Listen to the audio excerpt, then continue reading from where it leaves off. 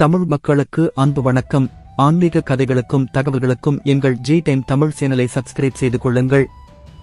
முழு முதற் கடவுளான விநாயகரை பற்றி பலவிதமான கதைகள் சொல்லப்படுகின்றன. அதில் மிக முக்கியமானது சனி பகவானால் விநாயகரை பிடிக்க முடியாதது. விநாயகருக்குள் நவகிரகங்களும் அனைத்து கணங்களும் அடக்கம் என்று சொல்லுவார்கள். சனி பகவான், சிவன், விஷ்ணு என அனைவரையும் பிடித்தாலும் விநாயகரை மட்டும் பிடிக்க முடியாமல் போனது. இதனால் விநாயகரை வழிபடுபவர்களையும் சனி பகவானின் தீய பார்வை ஒன்றும் செய்வது கிடையாது. புராணங்களில் ஒரு கதை சொல்லப்படுகிறது. அதாவது, சனி பகவானுக்கு விநாயகரை பிடிக்க வேண்டிய காலம் வந்தது. விநாயகரை பிடிக்க வந்தார் சனீஸ்வரன். விநாயக பெருமானே, என் கடமைப்படி நான் உங்களை 7.5 நாட்கள் பிடிக்க வேண்டிய காலம் இது.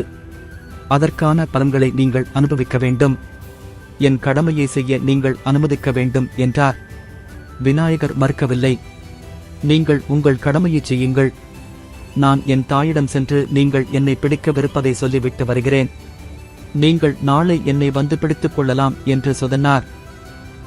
இதனை ஏற்ற சனி பகவானிடம், என் முதுகில் இன்று போய் நாளை வருகிறேன் என்று எழுதிவிட்டு செல்லுங்கள் என்று கூறினார் விநாயகர்.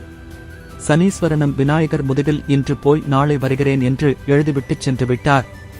மறுநாள் தான் கூறியபடியே சனீஸ்வரன் வந்தார். என் முதுகில் என்ன எழுதியிருக்கிறீர்கள், படியுங்கள் என்றார் விநாயகர்.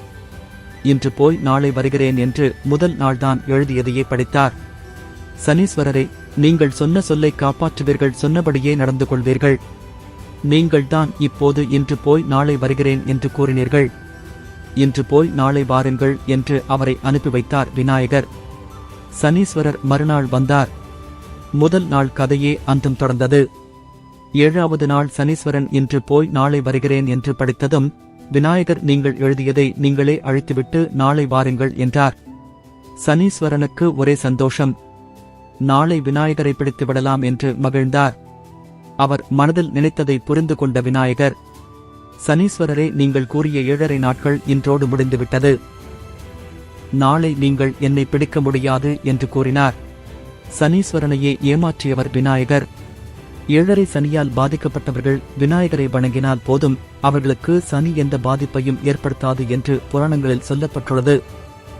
இந்த வீடியோவை உங்கள் குடும்ப உறுப்பினர்கள் மற்றும் நண்பர்களுக்கு ஷேர் செய்யுங்கள். உங்கள் கருத்துக்களை கமெண்டில் பதிவு செய்யுங்கள். நல்லதே நடக்கும். நன்றி.